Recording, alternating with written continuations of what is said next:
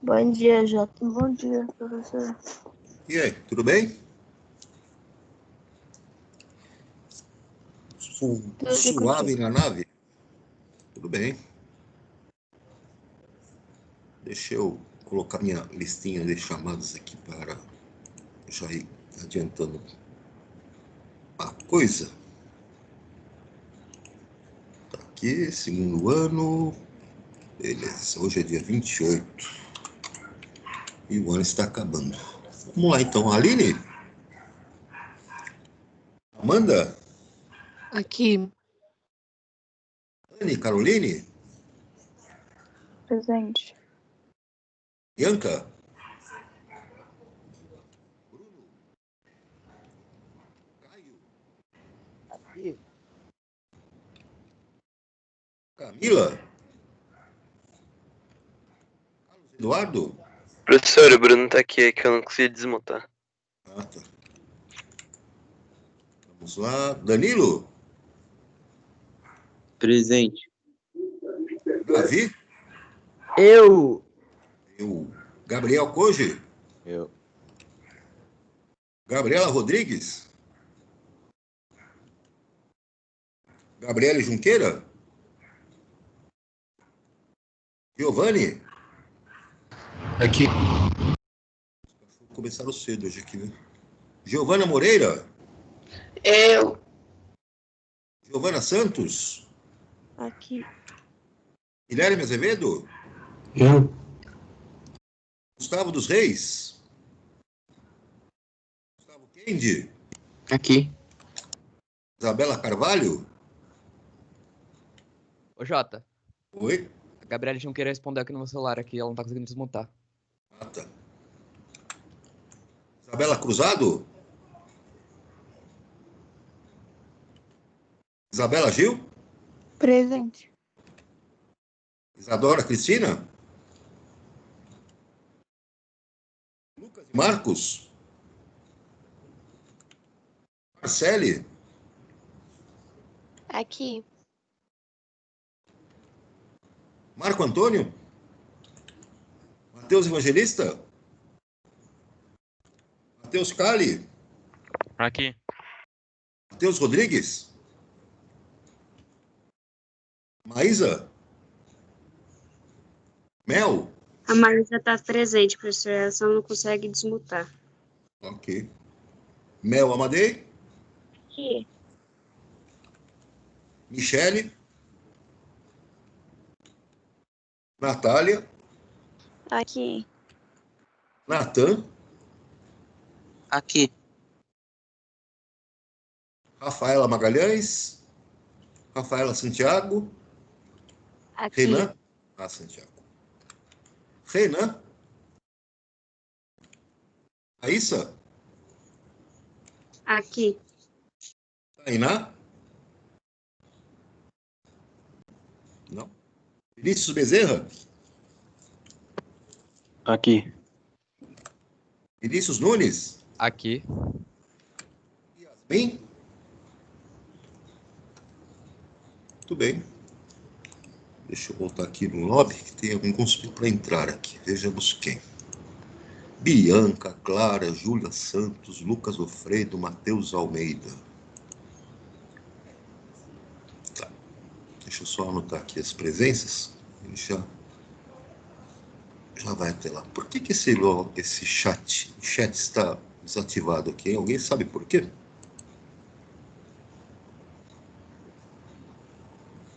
Sei lá, às vezes só não abre mesmo. Está desativado aqui. Eu tentei ativar, mas não consegui, não. Então, para algumas pessoas ele não abre. É. Só espero que não dê problema com a gravação aqui. Oi? Arrumei. Providenciei o conserto aqui dessa bagaça. Pessoal, deixa eu voltar aqui só para ver quem que chegou agora. Quem entrou agora aí, que perdeu a chamada? Quem que é? A Aline, eu já vi que entrou. Eu, Jota. Bianca. Eu quem? Matheus de Almeida Souza. Matheus de Almeida. Quem mais, pessoal? Eu não estou conseguindo ver o chat lá. Matheus de Almeida, Souza. Quem mais entrou? Eu. Eu quem? Lofredo. Quem? Lofredo. Rapaz, picotou, não entendi. Lucas Lofredo. Ah, o Lucas Lofredo, beleza. Aqui picotou aqui no... Espera só um pouquinho aí, pessoal. Que eu estou atualizando aqui. Tem mais uns pimpinhos aqui. Deixa eu ver quem é que tá. Lucas Amaral. Beleza. Deixa eu marcar aqui. Lucas Amaral. Prontinho. Mais alguém aí, turma? Não? Professora, a Júlia disse que tá na aula, só que ela tá sem microfone. E Clara? Qual das Júlias? A Santos. Júlia Santos. Clara também? É isso?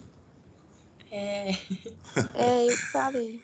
Eu que falei. Tá, A vou professora marcar. Gabriele Junqueira não consegue desmontar o microfone. Gabriele Junqueira. Beleza. Pronto, né? Porque esse chat aqui tá bichado, eu não consigo ver nada aqui, pessoal. E então aí, para ver quem que... Gustavo dos Reis, tá? Beleza. Então vamos adiante, vamos em frente. Vou colocar a apostila aqui para vocês, para a gente dar sequência lá no nosso conteúdo. Então, pera lá. Dá para ver a apostila, pessoal? Vou ampliar aqui.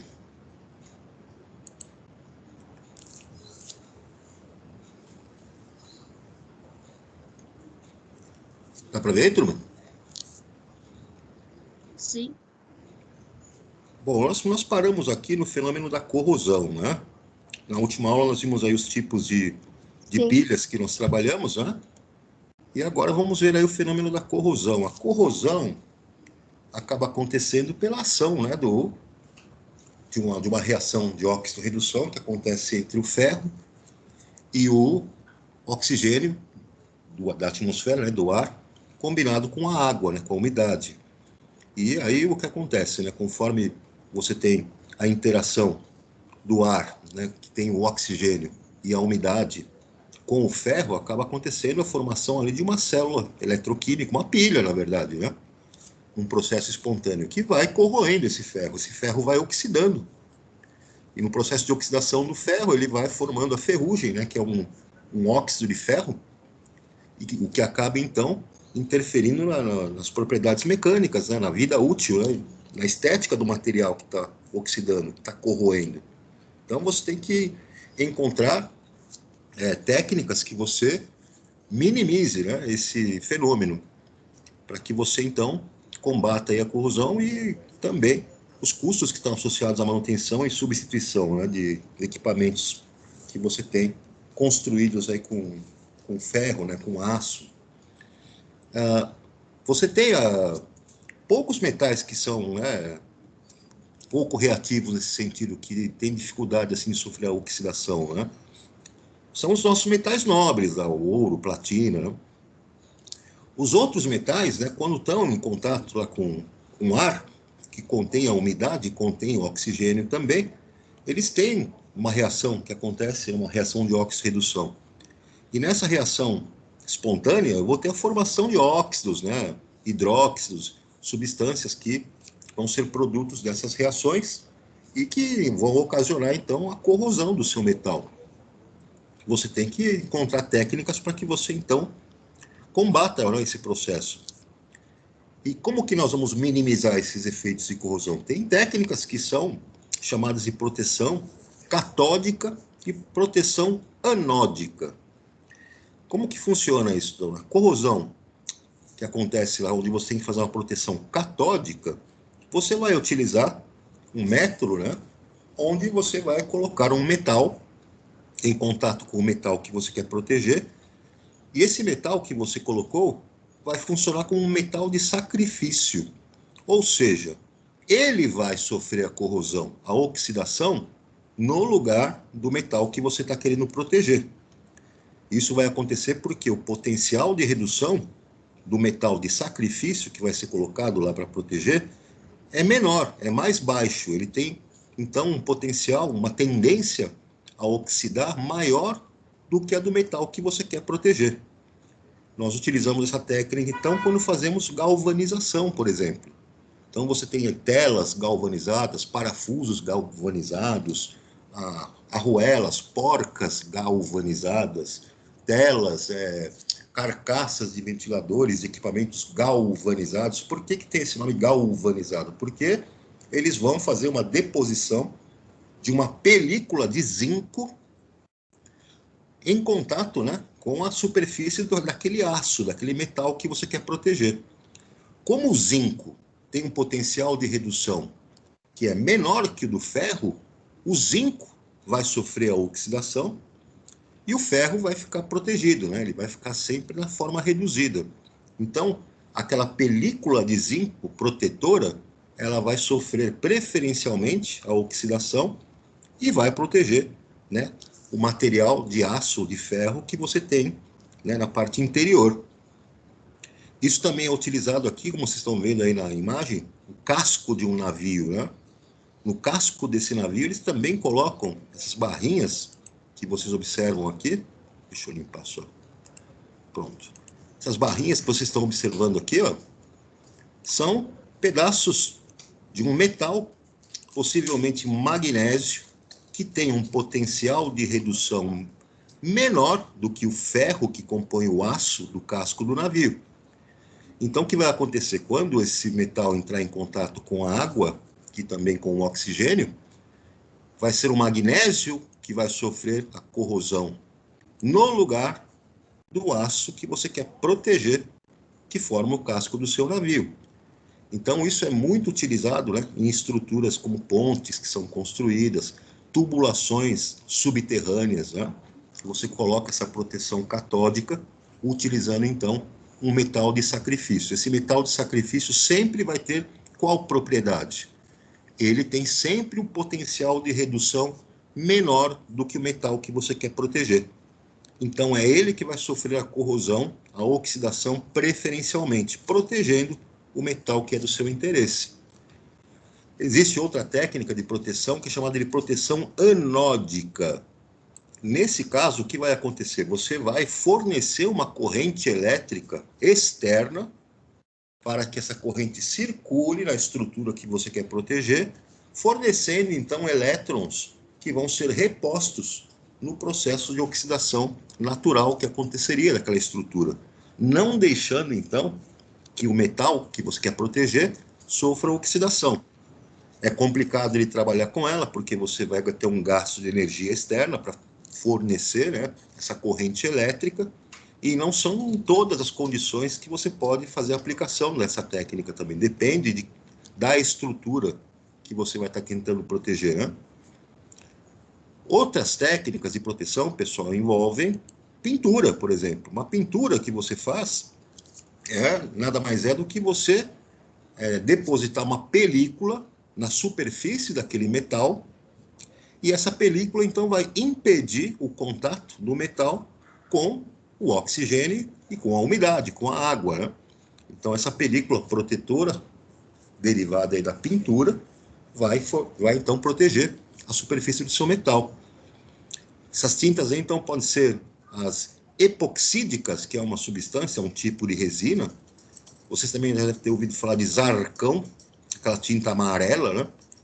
Que você faz, então, a pintura de base ali para você fazer a proteção, né, contra a corrosão, antes de fazer a pintura de acabamento. A galvanização, que eu falei para vocês, né, que você vai superpor, né, um metal, né, uma pequena camada de um metal, e essa camada de metal, você pode usar um metal que pode ser de sacrifício, no caso da galvanização aí com zinco, e você pode fazer também a proteção com um metal nobre, por exemplo, o ouro. Nós temos diversos tipos de, né, artigos que são banhados a ouro, né? Então, quando você faz um banho de ouro, que nada mais é do que uma deposição de uma camada de ouro na peça que você quer proteger, esse ouro não vai, então, oxidar, não vai corroer em contato com a umidade e com o oxigênio, e ele vai acabar protegendo, né, o material que está na parte interna.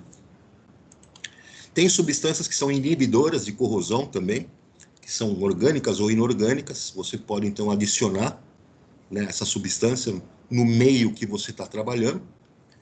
Essa substância, então, pode se apresentar na fase gasosa, líquida ou até um líquido oleoso, vamos dizer assim. Se você tem, por exemplo, tanques, né, onde você faz alguns processos, você adiciona essas substâncias desse tanque, dissolve essas substâncias desse tanque, e elas, então, elas são inibidoras de processos de corrosão. E outras técnicas que tem por aí, né? Tudo bem, pessoal? Perguntinhas, né? Evitar a corrosão. Evitar a corrosão é um desafio de grande importância econômica e ambiental. Sem dúvida, impedir o contato com oxigênio e água, ar úmido, é o procedimento mais eficaz. Indique, de acordo com o texto, os métodos mais utilizados para prevenir a corrosão. Então, é o que eu falei para vocês, da proteção catódica, que você utiliza o metal de sacrifício. Você tem a proteção anódica, onde você vai usar uma corrente elétrica. Você tem a galvanização, onde você faz a deposição de uma camada de um metal na superfície do outro que você quer proteger. Você tem lá as pinturas, né? Você tem a adição aí de substâncias inibidoras de corrosão. Então, são as técnicas mais utilizadas, né? Segundo a pergunta, ele fala que para evitar a corrosão das plataformas marítimas, emprega-se a proteção catódica. Esse método requer a utilização de um metal de sacrifício em contato com o metal da plataforma, ferro, que se deseja proteger. Ou seja, o metal propositalmente colocado em contato com o ferro é oxidado em seu lugar.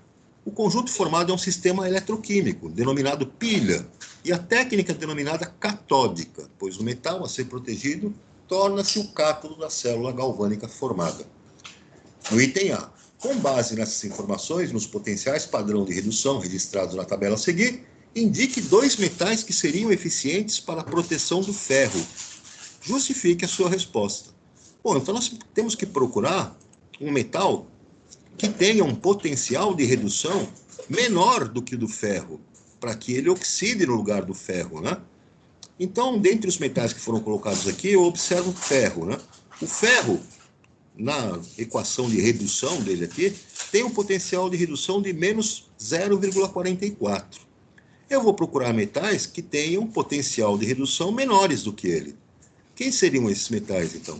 Posso usar o zinco, menos 0,76. Menor do que menos 0,44. Então, o zinco vai oxidar no lugar do ferro. Eu posso utilizar o magnésio também, menos 2,37. Mas de jeito nenhum eu vou utilizar cobre, por exemplo, mais 0,34, porque senão o ferro é que vai oxidar e o cobre é que vai reduzir. Não vou proteger nada. Não vou usar o níquel também, que tem um potencial de redução maior do que do ferro. E aí, também aqui, pessoal, só tenho essas 2 opções, né? Só posso utilizar, então, para esse revestimento ou para um metal de sacrifício, o zinco, que tem potencial de redução menor do que o ferro, e o magnésio. Cobre e níquel, nem pensar. Tudo bem até aqui, turma?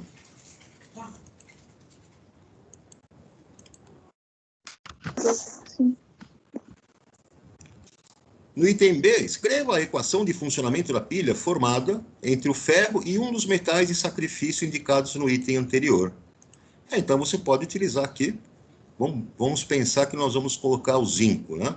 Então, colocando o zinco, o que vai acontecer? O zinco, na pilha formada, vai ser o nosso ânodo. Então, ele vai sofrer oxidação, vai formar zinco 2+, e vai perder 2 elétrons. Então, libera 2 elétrons. Tá aí. Essa é a semi-reação de oxidação que vai acontecer no ânodo, que vai ser o zinco, a perda de elétrons. E o ferro, que porventura tivesse oxidado, lá da estrutura que você está protegendo, vai ganhar esses 2 elétrons provenientes do zinco, e vai formar o ferro metálico. Ou seja, o ferro vai ficar protegido, porque sempre que ele sofrer qualquer oxidação por causa do ar, ele já ganha esses elétrons do zinco e se regenera.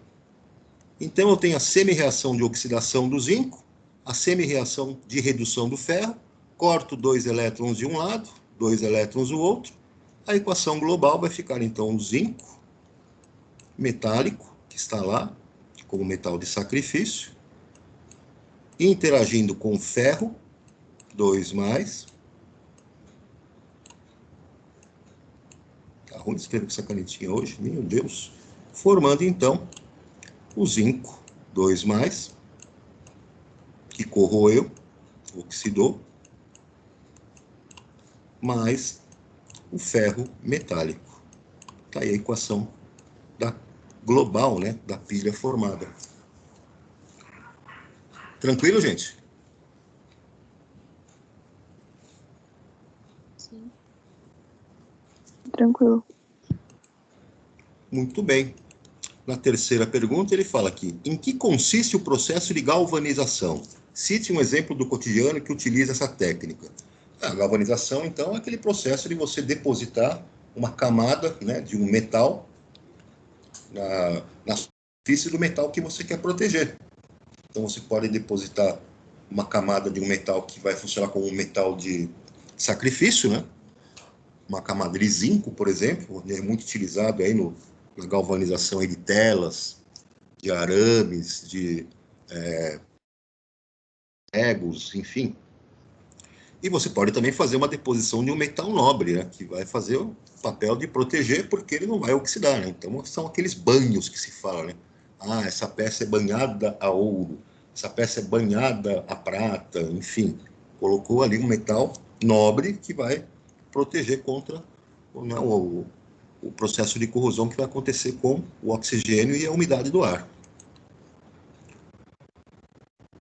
As atividades, esses exercícios, né, ele quer que você, então, consulte a tabela de potenciais de redução, da página 24, e determine a equação global e a diferença de potencial para as pilhas a seguir, né? Então, no item A tem uma pilha que ele construiu aqui com manganês e níquel. Então, vamos lá. Manganês, a equação da redução dele está aqui. O potencial de redução dele é de menos 1,18 volts. E o níquel, o potencial de redução dele é de menos 0,26. Reparem, então, que o potencial de redução do níquel é maior do que do manganês. Então, o níquel vai reduzir e o manganês vai oxidar. O eletrodo de níquel será o nosso cátodo e o eletrodo de manganês será o nosso ânodo.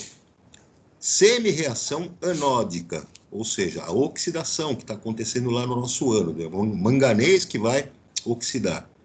Manganês sólido vai formar manganês 2+, aquoso, e liberar 2 elétrons. Semi-reação catódica vai acontecer no cátodo, no polo positivo, a redução. O níquel tem maior potencial de redução.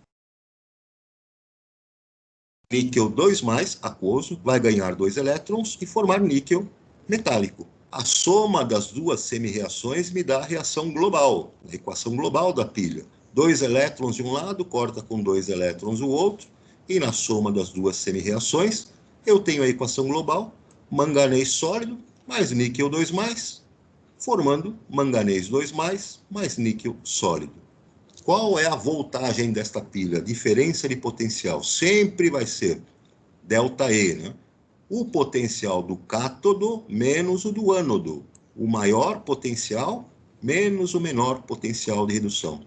Então, eu tenho menos 0,26, menos 1,18, menos com menos, aqui na nossa expressão, vai ficar mais, portanto, DDP 0,92 volts, positivo, processo espontâneo. Tudo bem, pessoal?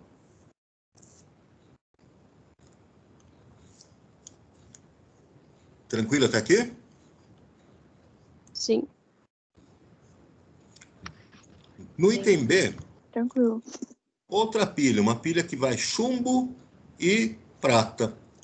Aqui já está montado, então, né, a nossa representação dessa pilha. Sabemos, então, que o potencial de redução do chumbo, se eu olhar na tabelinha, é de menos 0,13 volts. E o potencial de redução da prata é de mais 0,80 volts. O potencial de redução da prata é maior. Então, a prata vai reduzir. E o chumbo vai oxidar. Qual é a semi-reação anódica? O que acontece no ânodo é a oxidação. É o chumbo que oxida. Então, o chumbo sólido vai oxidar, formando chumbo 2+, mais 2 elétrons.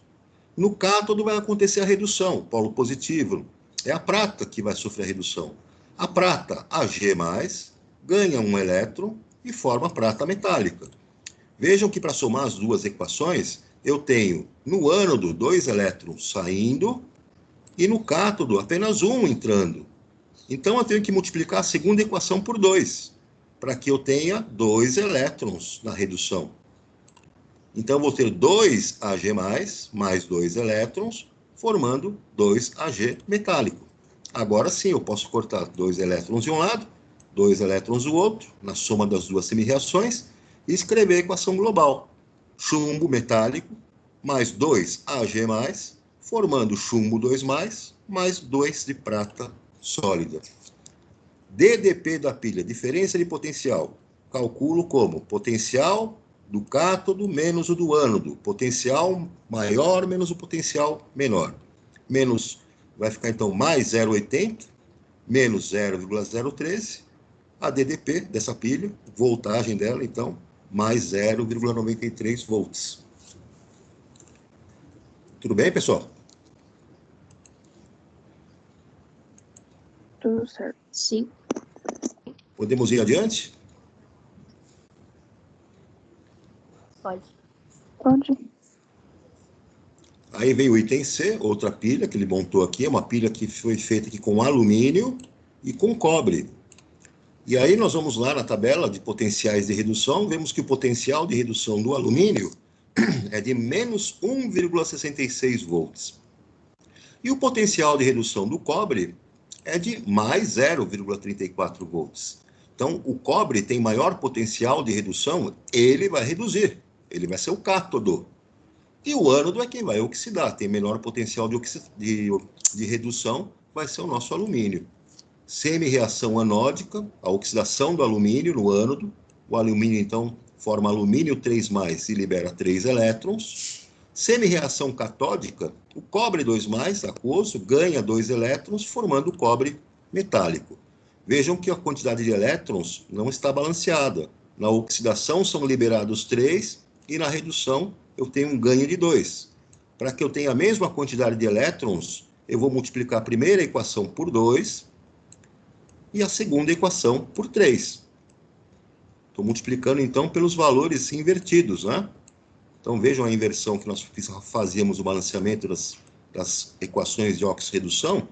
E eu vou ter, então, 2 alumínio sólido, formando 2 alumínio 3+, mais 6 elétrons. E para o cobre, 3 cobre 2+, mais 6 elétrons, formando 3 cobre metálico. Somando as duas semi-reações, eu corto 6 elétrons de um lado, 6 elétrons do outro, e a equação global aparece aqui embaixo.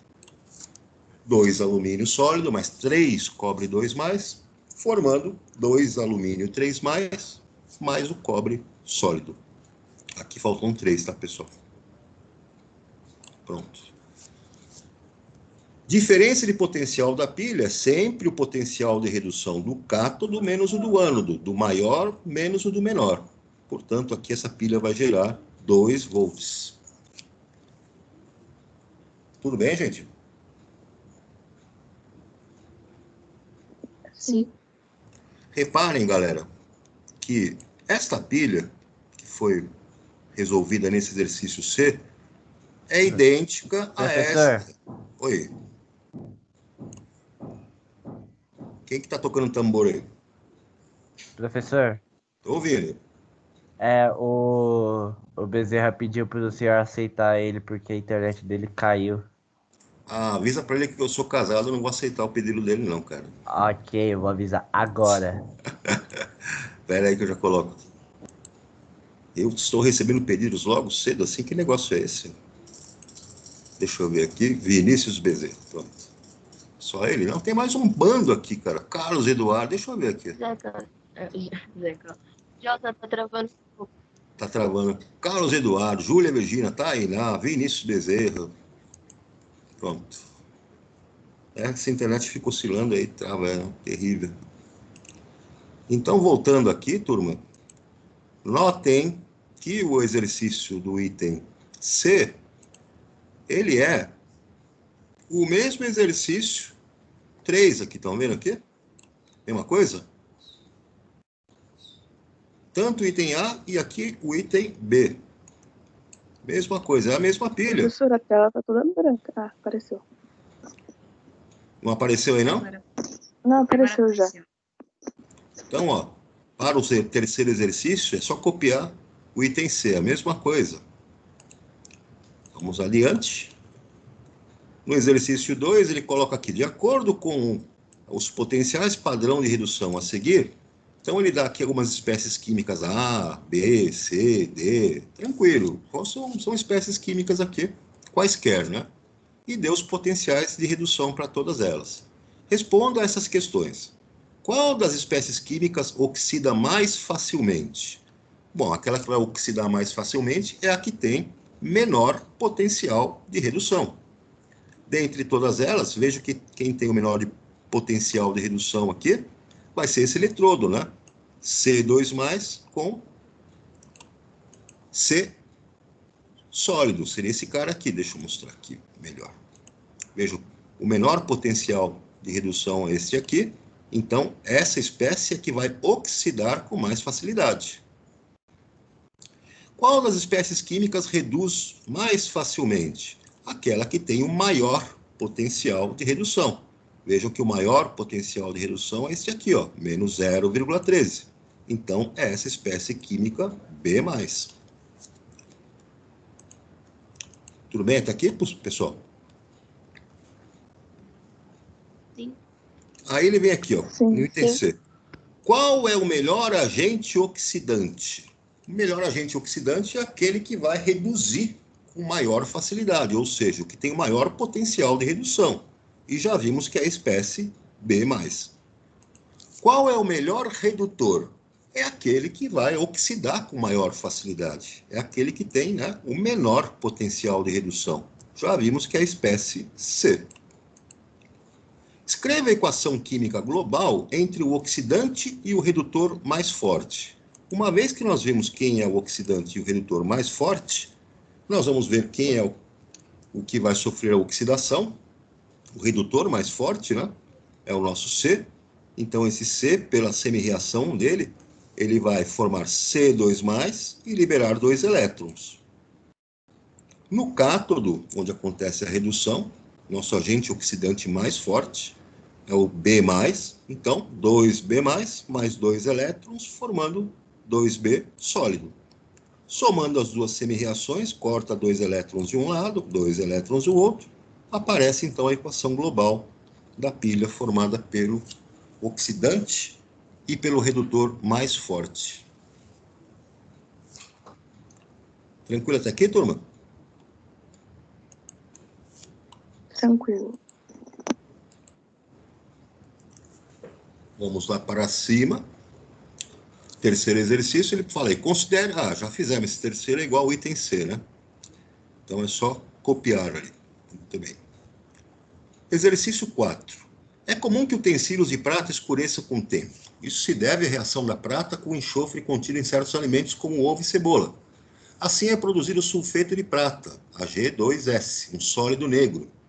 Para limpar esses utensílios, pode-se embrulhá-los em folha de alumínio e colocá-los em uma solução alcalina, por exemplo, bicarbonato de sódio. Explique, baseando-se nos potenciais de redução da prata e do alumínio, por que esse procedimento funciona. Então, você colocou 2 metais em contato com uma solução eletrolítica, a solução alcalina, né? Veja que o alumínio tem um potencial de redução de menos 1,68. E a prata, potencial de redução de mais 0,80. Então, o que vai acontecer? A substância que contém Ag+, é o nosso Ag2S, aquele sulfeto de prata, aquela substância escura. Quando eu coloco essa prata em contato com o alumínio, acontece uma reação de óxido-redução, a formação de uma pilha, né? Onde o alumínio, do papel alumínio, vai oxidar, porque tem potencial de redução menor do que a prata. Então, a prata vai reduzir. Qual prata que vai reduzir, que vai ganhar elétrons e formar prata metálica? A prata que está lá, formando o sulfeto de prata, aquela substância escura. Então, aquela substância escura vai ser regenerada para prata metálica e a sua folha de alumínio, então, vai sofrer o processo de oxidação. Tudo bem, pessoal? Sim. No item B, calcule a diferença de potencial estabelecida entre os eletrodos de prata e de alumínio. Olha, então, quem vai oxidar é o alumínio, quem vai reduzir é a prata. Então, eu faço o potencial do cátodo menos o do ânodo. O cátodo é a prata, potencial, né, de redução 0,80. O eletrodo, que é o ânodo, é o alumínio, potencial de redução menos 1,68. A diferença entre eles, mais 2,48 volts. Tudo bem até aqui?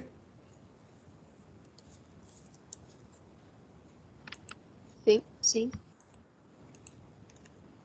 Química em Foco, então está aqui, ó, qual a melhor forma de recolher e reciclar pilhas e baterias e que prejuízo o descarte pode provocar no meio ambiente? Então nós já discutimos isso, né, com relação à coleta aí desses dispositivos, né?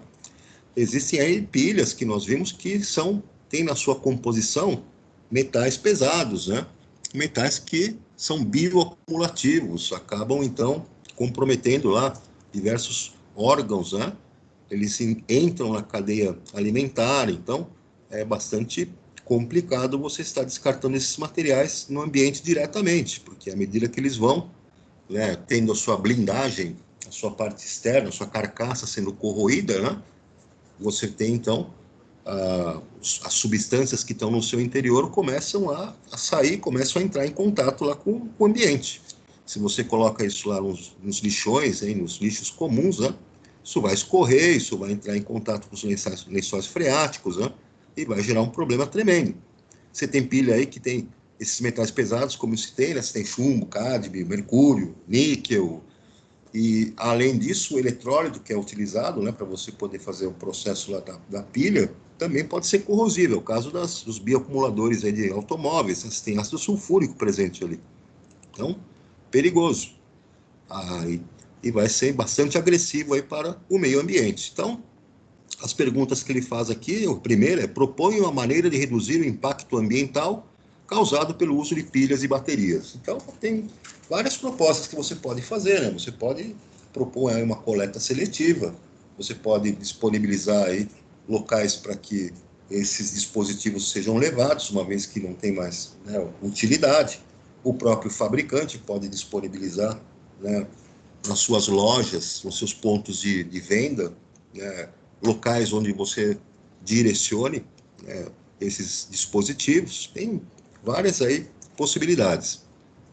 Segunda pergunta aqui: cite alguns problemas ambientais sinalizados no texto que são provocados pelo descarte de pilhas e baterias em locais inadequados. Então, você tem aí esse problema de que esses dispositivos vão, no seu processo de degradação, né, da sua carcaça, as substâncias que estão dentro dessas pilhas, né, elas acabam, né, entrando em contato com o ambiente, vão parar lá na terra, né, a partir do arraste de águas da chuva, vão parar nos lençóis freáticos, vão parar nos rios, vão parar nos lagos, né, entram na cadeia alimentar e aí vão acabar, né, contaminando, né, todos esses ambientes.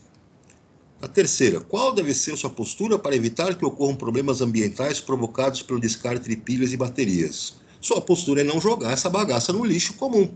É simples assim. Então, o que você vai fazer com essa bendita pilha ou bateria? Você vai direcionar para postos de coleta seletiva ou para o fabricante, que vai estar disponibilizando para você um local onde você possa entregar esses dispositivos.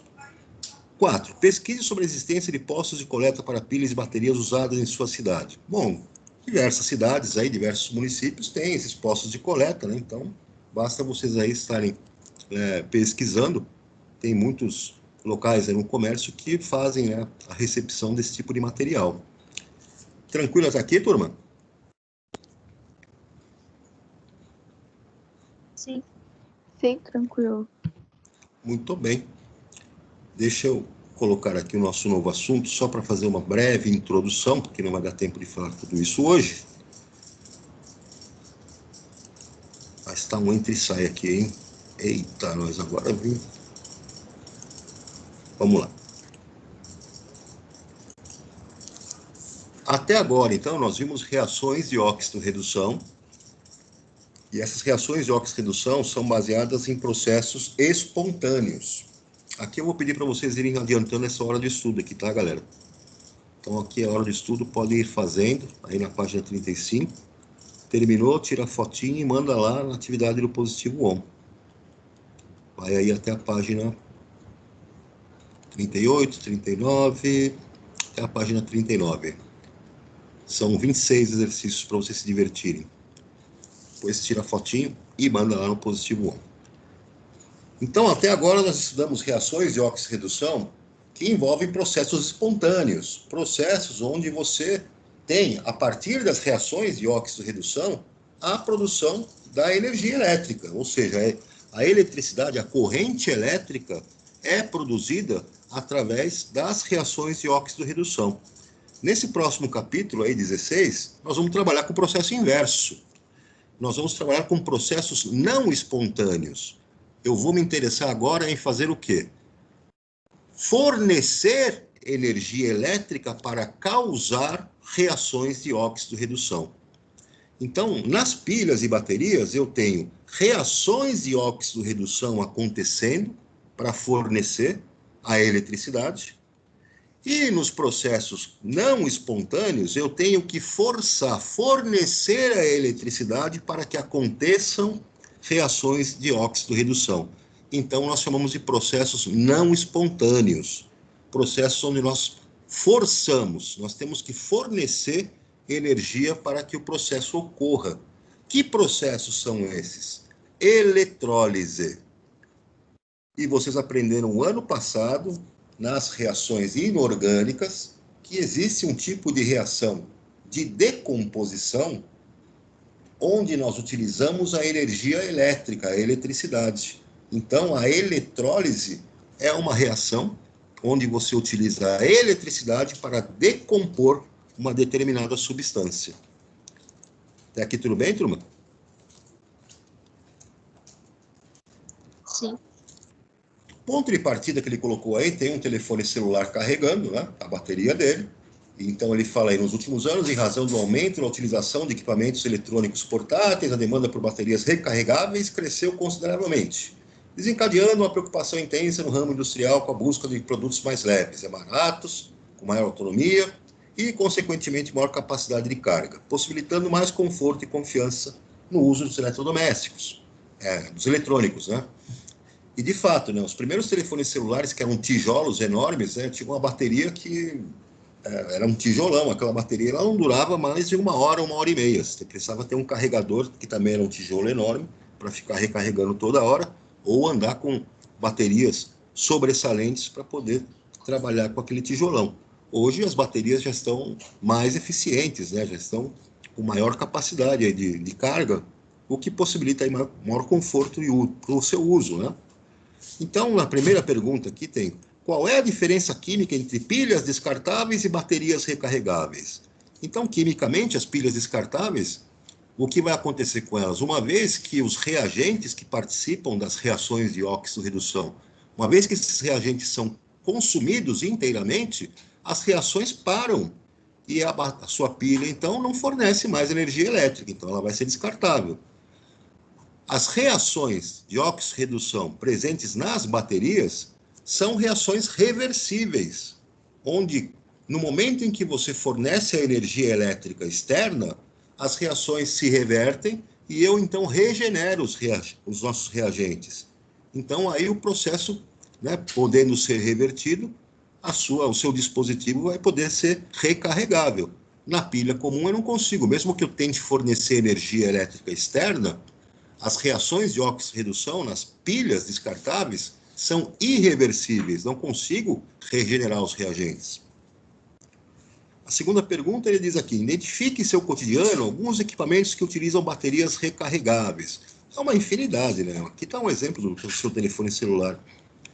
Terceiro, como ocorre o processo de recarga de uma bateria? Esse processo, como eu falei para vocês, uma vez que as reações de oxirredução reversíveis da sua bateria começam a esgotar os reagentes, você então inverte o processo, você coloca, né, energia elétrica, você reverte as reações os seus reagentes são regenerados e depois voltam a fornecer energia elétrica espontaneamente. Até aqui tudo bem, pessoal? Sim. Sim. Os objetivos aí dessa unidade, então, pessoal, nós vamos entender, né, como que é o processo de eletrólise, equacionar uma eletrólise, né, saber o que é uma eletrólise ígnea e uma eletrólise aquosa, fazer os esquemas na nossa célula eletrolítica, saber quem é cátodo, ânodo, quem oxida, quem reduz, onde há corrosão, onde há deposição, onde há liberação de gás, mesmo esquema lá das pilhas, só que com um sistema diferente, né? Um sistema que vai ser não espontâneo, onde eu vou ter que injetar, colocar energia para que as coisas aconteçam. Num segundo momento, vamos aplicar o que? A lei de Faraday, né? A lei de Faraday vai ser utilizada para os cálculos estequiométricos que envolvem as quantidades de substâncias envolvidas, né, nas reações eletrolíticas. Eu vou parar por aqui hoje, porque eu vou demandar um tempinho maior para explicar para vocês, primeiro a eletrólise ígnea e depois a eletrólise aquosa. Até aqui tudo bem, pessoal? Sim. Beleza, galera. Um abração a todos, se cuidem, fiquem com Deus e até o nosso próximo encontro. Até Tchau, já. professor. Até. Tchau. Tchau, galera. Abração. Falou.